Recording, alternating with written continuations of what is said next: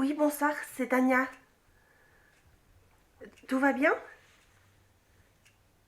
Non, je m'inquiétais juste vu qu'il est assez tard.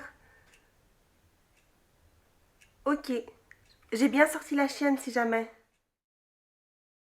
I absolutely loved how twisted this piece is. So memorable, so impactful.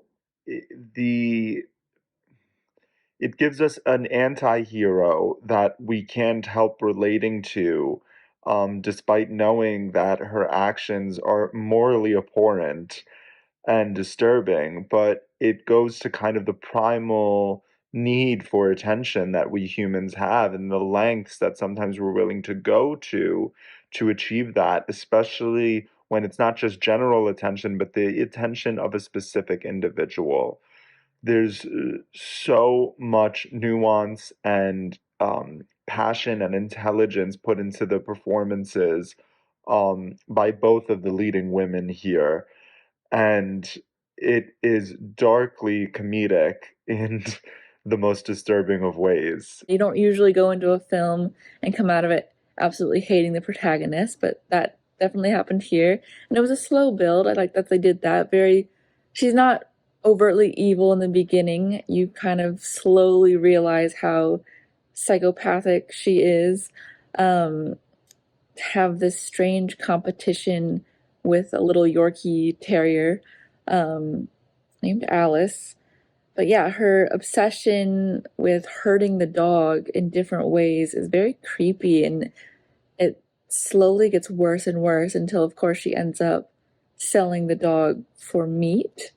Um, I kept expecting there to be some sort of karma for this main character, and it never comes. So that was a surprising ending for me. A little disturbing that um, the dog is eaten unknowingly by the owners and at the end. Um, and of course, it is confirmed that that happened in the credits with the little animation. So I appreciated that confirmation there, although very disturbing, of course. And I also appreciated the music in this film. I thought it was really well done at the end especially. But yeah, very unique concept and execution. But I liked the film a lot. It was definitely different. Just the absolute disdain this woman has for this dog was just so interesting because it was definitely created in a way that is not a comedy. It sounds like it should be a comedy, but it's actually pretty terrifying how psychologically um, kind of messed up she is. For the scene with the chicken was so interestingly chaotic. I think her eating it and just kind of like trying to mock the dog and whatnot, even though the dog's just trying to live his life. So crazy. I think the lead actress did a great job. I think her feelings of anger and just kind of like her ability to like put this mask on and have this facade um, for Ellen was just insane. Um, I think that the scene with the poop was very interesting. I just think there were just like little specks of like, this is crazy and she can't actually be serious. And she was serious. It was so insane. I think that going as far as even selling the dog, I think that was such a crazy twist.